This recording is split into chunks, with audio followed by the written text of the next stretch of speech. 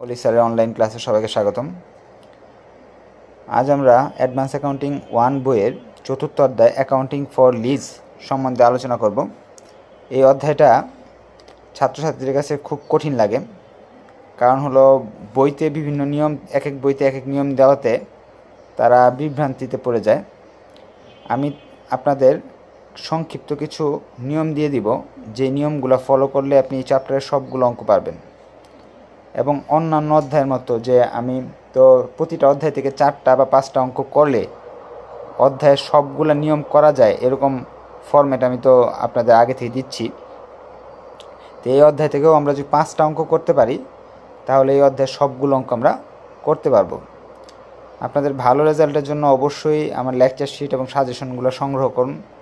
সংগ্রহ করে ভিডিওগুলো দেখলে, সেগুলো সলভ করলে পরীক্ষায় 100% কমন থাকবে। কারণ প্রতিটা অধ্যায় থেকে 4টা বা 5টা অঙ্ক করার পর আপনি অ্যানুয়ের যে কোনো অঙ্ক, অ্যানুয়ের যে কোনো সালের যে কোনো অঙ্ক আপনি পারবেন। আচ্ছা, আমরা ক্লাসে যাই। লিজ জিনিসটা কি? লিজ তো আমরা এমনি চিনি, তারপর ওটার সংজ্ঞা হলো, লিজ হলো এমন এক প্রকার চুক্তি যার মাধ্যমে ইজারা গ্রহীতা নির্দিষ্ট পরিমাণ অর্থের বা ভাড়ার বিনিময়ে কোনো সম্পদ ব্যবহারের সুযোগ পান। এটাকে দুই ভাগে ভাগ করা হয়েছে, একটা অপারেটিং লিজ আর একটা ক্যাপিটাল লিজ। এটা সম্বন্ধে আমরা ডিটেলস অঙ্কে যাওয়ার পরে বুঝতে পারবো। এবং অঙ্ক করার জন্য আমাদের কিছু তথ্য লাগবেই। অনেক তথ্য দেওয়া থাকবে, সেই তথ্যগুলো আমরা নিব না। এই 5টা তথ্য আমরা নিব। একটা হলো লিজের দামটা নিব, কত টাকার দামের সম্পদ আমি নিচ্ছি। 2 নাম্বার, কত টাকা আমার ভাড়া দিতে হবে, এই তথ্যটা আমার খুঁজে বের করতে হবে। 3 নাম্বার, কত বছর এই মেয়াদের জন্য নিচ্ছি আমরা। 4 নাম্বার, সুদের হার কত। 5 নাম্বার, রেসিডিয়াল ভ্যালু বা এটা সেলভেজ ভ্যালু, এই জিনিসটা যদি থাকে তাহলে আমাদের লাগবে। এই 5টা ছাড়া আরও অনেক তথ্য থাকবে, সেগুলো আমরা ইগনোর করে যাব, কারণ ওই তথ্যগুলো যদি পড়তে যাই বা নিতে যাই আমি, তাহলে অঙ্কে ভেজাল লেগে যাবে। তাহলে আমরা অঙ্ক করব এনইউ 2012 সালে 12 নম্বর অঙ্কটা করব, তাহলে অনেক কিছুই আমরা শিখতে পারবো।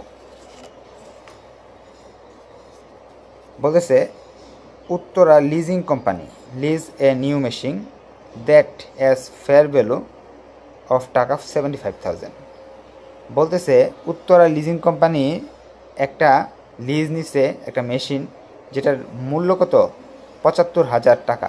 তাহলে আমাদের 5টা যে কোয়েশ্চেন ছিল, এই যে 5টা কোয়েশ্চেন, আমাদের প্রথমটা লিজের ভ্যালু আমরা পেয়ে গেলাম। এই ভ্যালুকে আমাদের পিভিএ দ্বারা প্রকাশ করা হয়। এখানে যে দেখেন আমি একটা সূত্র লিখে রাখছি, পিভিএ মানে হলো লিজের ভ্যালু। তাহলে লিজের ভ্যালু আমাদের আসতেছে 75,000, লিখে ফেলি পিভিএ এখানে 75,000 টাকা।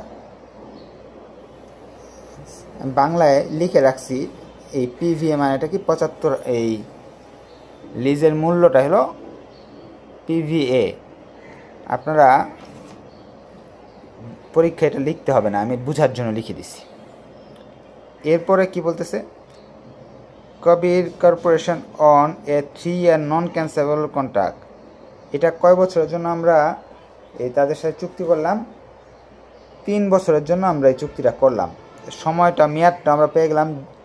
আমাদের এখানে যে অপশন ছিল 3 নাম্বার, লিজের মেয়াদ দরকার, আমাদের মেয়াদ আমরা পেয়ে গেলাম। লিজের মেয়াদ হলো, সময় হলো 3 বছর। এরপর বলতেছে, Kabir corporation agree to assume all risk of normal ownership. Kabir corporation, এটা আমাদের বেশি একটা দরকার নাই, যত ঝুঁকি আছে সেটা আর কি নিতে রাজি হয়েছে। উত্তর কোম্পানি থেকে যখন নিছে, তখন কবির সব ধরনের ঝুঁকি নিতে রাজি হয়েছে। তা আমরা এখানে পাইছি যে লিজ 2 প্রকার, একটা অপারেটিং, একটা ক্যাপিটাল। ক্যাপিটাল লিজের মাঝে আমরা জানি যে যদি ইজারা নিলে সকল ধরনের ঝুঁকি ইজারার গ্রহীতার নিতে হয়। এরপরে বলতেছে,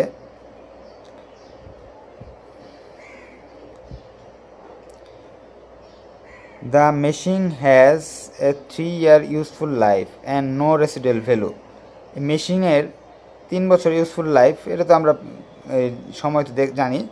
রেসিডুয়াল ভ্যালু নাই, এসভি বা রেসিডুয়াল ভ্যালু একই জিনিস, এটা কি 0। আমাদের 5টা আইটেম দরকার ছিল, রেসিডুয়াল ভ্যালু এটাও আমরা পেয়ে গেলাম।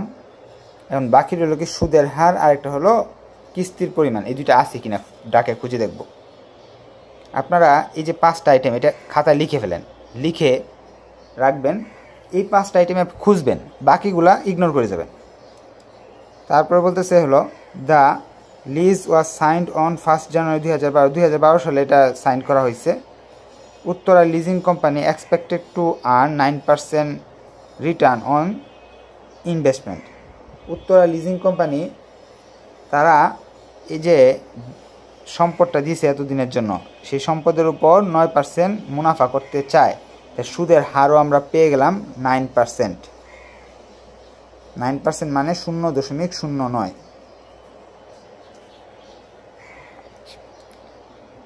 তাহলে আমাদের তথ্য হয়ে গেলো 1টা 2টা 3টা 4টা তথ্য পাইছি। The annual return of payable on 31 December each year. Annual rentals, প্রতি বছরের ভাড়াটা ডিসেম্বর মাসে দিতে হয়। এই তথ্যগুলো এখানে দেয়া আছে। বলছে prepare a amortization schedule and comment on the nature of the lease. একটা অ্যামোরাইজেশন শিডিউল তৈরি করো এবং কমেন্ট করো এই লিজের সম্বন্ধে। 5 ধরনের প্রশ্ন করতে পারে। 1 নম্বর প্রশ্ন করতে পারে যে এটার কিস্তি কত, কিস্তি দেয়া নাই, কিস্তি বের করা হইতে পারে। 2 নম্বর বলতে পারে একটা তালিকা করে তৈরি করে দেখাও যে এটা যে আমি প্রতি বছর ঋণ কিস্তি দিব, সেই কিস্তির তালিকা তৈরি করে দেখাও, জাবেদা করে দেখাও। 3 নম্বর বলতে পারে। 4 নম্বর প্রশ্ন করতে পারে এটা কোন ধরনের লিজ। আর 5 নম্বর বলতে পারে এটা ব্যালেন্স শিট। এখন আমাদের যদি শিডিউল বা তালিকা বানাতে হয় তাহলে প্রথমে আমাকে কিস্তির পরিমাণ জানতে হবে, সবগুলো জানতে হবে। 5টা জিনিস জানতে হবে, 1 2 3 4 5, এটা নাই, কিস্তি দেয়া নাই। তো কিস্তি যদি দেওয়া না থাকে কিস্তি বের করতে হবে। কিস্তি বের করার সূত্র হলো এই যে এটা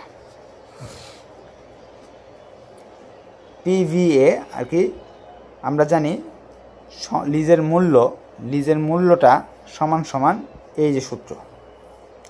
সূত্রের 3টা অংশ, আমি 3টা অংশ আপনাকে ভেঙে ভেঙে বুঝিয়ে দিব, তাহলে আর কোনো ঝামেলা থাকবে না। এটা হলো মূল অংশ সূত্রের। এই অংশটা যে এতটুকু অংশ মূল অংশ, এটা থাকবেই, এটা মিস যাবে না, সব সময় থাকবে। এটা মূল সূত্র।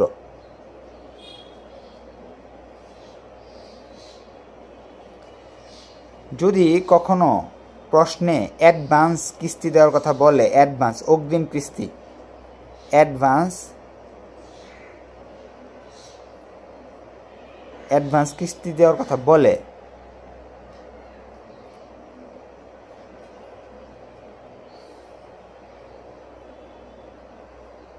অ্যাডভান্স বা অগ্রিম,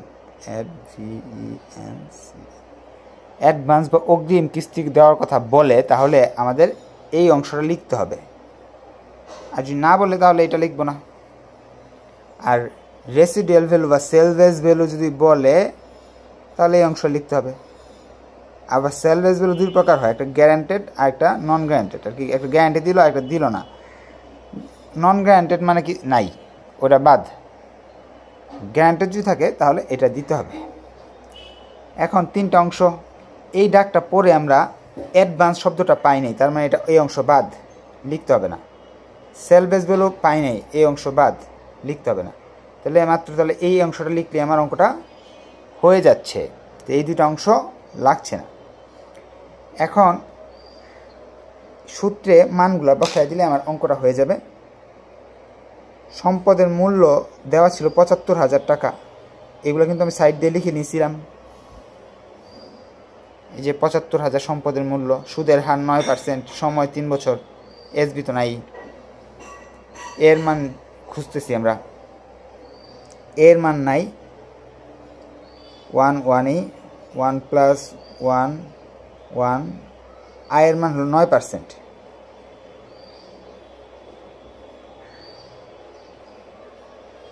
এন এর মান সময় হলো 3 বছর। এখন সায়েন্টিফিক ক্যালকুলেটর ব্যবহার করে আমরা সম্পূর্ণটা একসঙ্গে করে ফেলতে পারি। কীভাবে করব? 1 ভাগ ফার্স্ট ব্র্যাকেট 1 প্লাস 0.09 পাওয়ার 3। আমি আপনাদের একটু ক্যালকুলেটর দিয়ে দেখাই দিই, তাহলে আপনারা সময়টা কম লাগবে পরীক্ষা হলে, না হলে তো সময় চলে যাবে অনেক। দেখেন ফার্স্ট লিখবো 1, ভেঙে ভেঙে করতে পারেন ইচ্ছে হলে, আর যদি কেউ মনে করেন না একসঙ্গে করবেন সেটাও করা সম্ভব। ভাগ ফার্স্ট ব্র্যাকেট 1 যোগ 0.09 ফার্স্ট ব্র্যাকেট শেষ পাওয়ার 3 সমান সমান চিহ্ন দিতে হবে। যে ফলটা আসতেছে সেটা আমরা রেখে দিলাম, ভেঙে ভেঙে যদি করতে চাই তাহলে এই ফলটা আমরা লিখবো এখানে 1 মাইনাস 0.7721। এখন যদি একসঙ্গে করতে চাই তাহলে এই ফলটা আর লিখতে হবে না, পরে লিখবো হলো 1 আছে না, 1 লিখে চাপ দিব, এখানে চাপ দিয়ে মাইনাস চিহ্ন দিয়ে আনসারে চাপ দিব, সমান সমান দিব, একটা মান আসলো। এটা ইচ্ছে হলে এখানে লিখতে পারি নিচে, এর পরের লাইনে আমরা লিখলাম না। এই মানটাকে ভাগ করব 0.09, তাহলে পেয়ে গেলাম আমরা। যারা পারেন তাদের জন্য তো কোনো সমস্যা নাই, যারা পারেন না তাদের জন্য বলছি। পাইলাম 2.5312। এখন এর মান বের করতে আমরা কি করব, এটাকে রেখে এটাই পাশে পাশে দিলে নিচে চলে যাবে।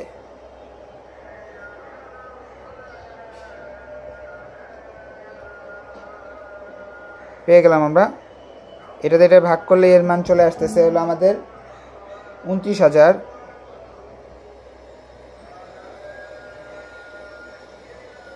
কিস্তির মান আমরা পেয়ে গেলাম 29,629 টাকা। এখন আমাদের শিডিউল করতে হবে। শিডিউল আমাদের 6টা ঘর করতে হবে। এটা লেকচার শিটে আছে, শিডিউল করার জন্য কয়টা ঘর করতে হয়। বইতে এক এক সময় এক একটা ছক করছে, আমরা বইটা ফলো করব না। লেকচার শিটে আমি একটা ফরম্যাট দিছি, সেই ফরম্যাট অনুযায়ী আমি করে ফেলব। আমি করলাম এটা ফরম্যাটটা, date, beginning balance, annual payment, interest, principal payment, ending balance. এখন এই যে ঘরটা এনে সংক্ষেপে লিখে দিচ্ছি কোন ঘরের সাথে কোন ঘর যোগ বিয়োগ করতে হবে। এই ঘরটা পরীক্ষা হলে না করলেও চলবে। এখন ডেট যখন লিখব, আমাদের প্রশ্নে তারা বলে দিচ্ছে আমরা কিস্তি কবে দিই, যে 31 তারিখ, ডিসেম্বরের 31 তারিখে আমরা কিস্তি দিয়ে থাকি।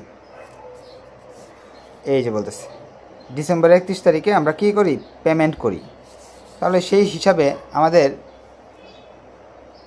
এখানে ডেট দিব 31/12/2012 সাল, তারপর দিব 13 সাল, পরে দিব 14 সাল।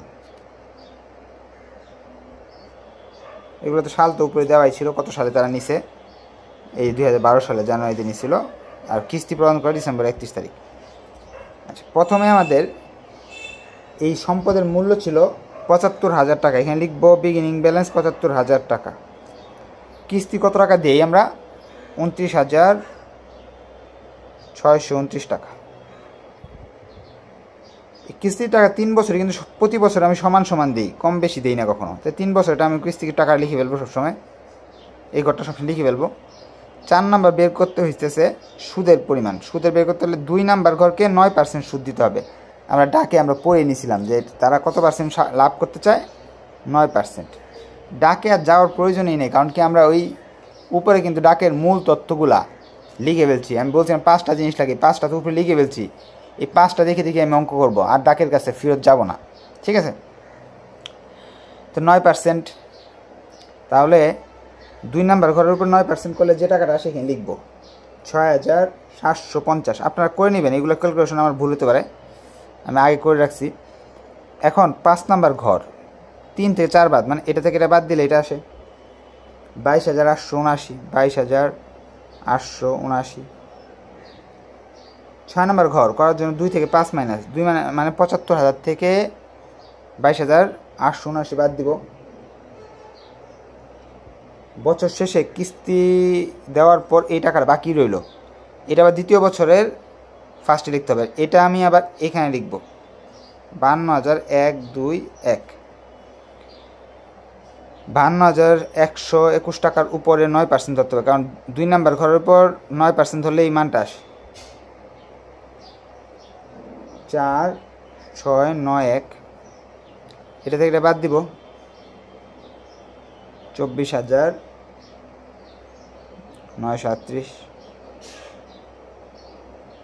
এটা থেকে এটা বাদ দিলাম, এটা আসলো, এটা থেকে এটা বাদ দিলাম, এটা আসবে 27,183, এটা আবার এইখানে লিখতে হবে 27,183। এখন আপনাদের সুদ বের করার নিয়ম কি? 2 নাম্বার ঘরের উপর 9%, মানে এটার উপর 9% করবেন। 2 নাম্বার উপর ঘরের উপর 9% করলে অঙ্কটা মিলবে না। লাস্ট ইয়ারে গিয়ে রুল হলো, আমি এটা আপনাদের বলে দিচ্ছি, আপনারা মনে রাখবেন। লাস্ট ইয়ারের রুল, এই ঘরটা বের করার জন্য, শুধু এই ঘরটা বের করার জন্য লাস্ট ইয়ারের রুল হলো, এটা কয় নাম্বার ঘর? 3 মাইনাস 2, 3 মাইনাস 2 সমান সমান 4 হবে শুধু লাস্ট ইয়ারের জন্য। যদি 5 বছর অঙ্ক হয়তো 5ম বছরের জায়গায় কাজটা করতাম, তাহলে আসবে মাইনাস করলে 2446, এটা থেকে এটা বাদ দিলে আসবে 27,183, 27, এটা থেকে এটা বাদ দিলে 0 আসবে। 0 হইলে অঙ্ক মিলছে, নাহলে মিলে নেই। আর যদি আপনি যে 9% করেন সরাসরি, তাহলে মিলবে না। তো প্রথম প্রশ্নের উত্তর আমরা পেয়ে গেছি। শিডিউল, অ্যামোর্টাইজেশন শিডিউল করে ফেলছি, এখানে লিখে নিব অ্যামোর্টাইজেশন শিডিউল।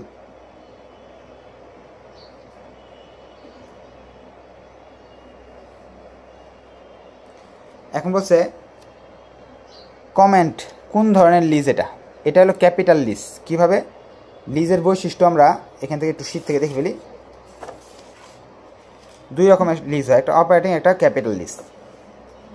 অপারেটিং হলো স্বল্প মেয়াদি, 1 থেকে 5 বছরের ভিতরে হয়, কিন্তু এটা জানতে হবে যে সম্পদের মূল্যটা কত, আর কি মূল বয়সটা কত।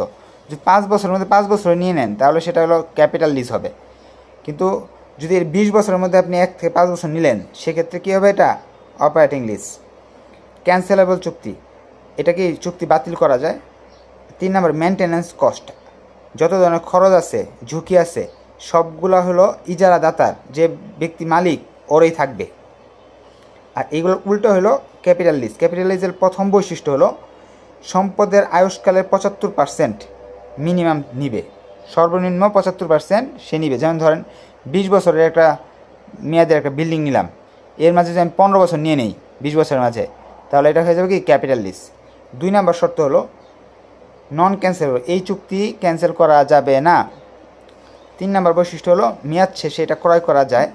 4 নাম্বার হলো মেনটেন্যান্স কস্ট বা সকল প্রকার ঝুঁকি যে ব্যক্তি যারা গ্রহণ করে তার বহন করতে হবে।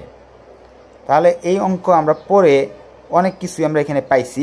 1 নাম্বার 3 বছর, এটার মেয়াদ 3 বছরের মধ্যে 3 বছরে আমরা লিজ নিয়ে নিছি। এবার নন ক্যান্সেলেবল, এই নন ক্যান্সেলেবল শুই নাই তো আমরা বুঝতে পারছি এটা কি? Capital lease. তাহলে আমরা কমেন্টে লিখে দিব this lease is capital lease. হ্যাঁ, অথবা আরও ডিটেলস লিখতে পারি, since the lease term is long term then 75% of the economic life of the assets and the present value of the minimum lease is more than 90% of fair value of the assets, so it is capital lease to be this lease বা এরকম। হ্যাঁ, আশা রাখি বুঝতে পারছেন জিনিসটা। ধন্যবাদ সবাইকে, আসসালামু আলাইকুম।